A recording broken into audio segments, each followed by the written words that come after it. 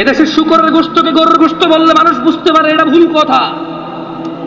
এদেশে জানাকে ভালোবাসা বলে, কেউ এর প্রতিবাদ করে না। ও কত নিচে নামছে অশ্লীলতা আসার কারণে। আল্লাহ বলেছে জানা, রাসূল বলেছে জানা, কোরআন বলেছে জানা, হাদিস বলেছে জানা, আলেম বলে জানা, হুজুর বলে জানা, ওর মা বলে জানা, ওর বাপ বলে জানা, ওর সমাজ বলে জানা, ওর দিন বলে জানা, ওর নিজে জানে জানা, ও বলে ভালোবাসা। ও বলে কি ভালোবাসা? বিয়ে করে না, এটা নাকি ভালোবাসা? তাহলে জানা কোনটা?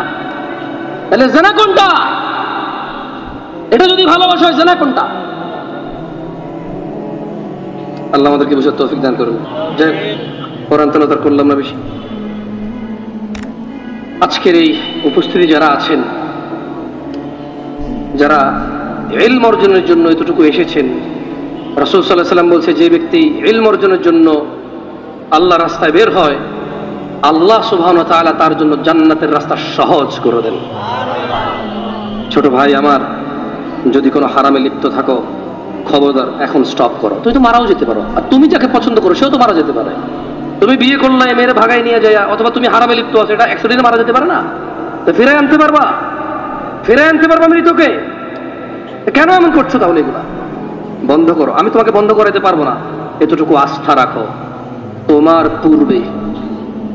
পূর্বে কোনো অশ্লীল মানুষ সফল হয়নি, তুমি আর তোমার পরে কেউ সফল হইতে পারবে না। যা হয়েছে হয়েছে, আল্লাহর কাছে ফিরে আসো, ঈমান আনো, ভালো কাজ করো, পূর্বের সমস্ত গুনার জন্য অনুতপ্ত হও, তোমার সমস্ত গুনাহকে আল্লাহ নেকিতে পরিবর্তন করে দেবে। এটাই সূরা ফুরকানে আল্লাহ বলেছেন, আকুলু কওলি হাযা ওয়াস্তাগফিরুল্লাহ লি ওয়া লিসাইরিল মুমিনিনা ওয়াল মুমিনাত ফাস্তাগফিরু ইন্নাহু হুয়াল গফুরুর রহিম। আমি আল্লাহর কাছে নিজের জন্য ক্ষমা চাই, মুমিন মুমিনাত সবার জন্য আল্লাহর কাছে ক্ষমা চাই।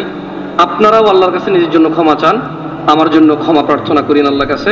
সুবহানাকাল্লাহুম্মা বিহামদিকা আশহাদু আল্লা ইলাহা ইল্লা আনতা আস্তাগফিরুকা ওয়া আতুবু ইলাইক। আসসালামু আলাইকুম ওয়া রাহমাতুল্লাহি ওয়া বারাকাতুহু।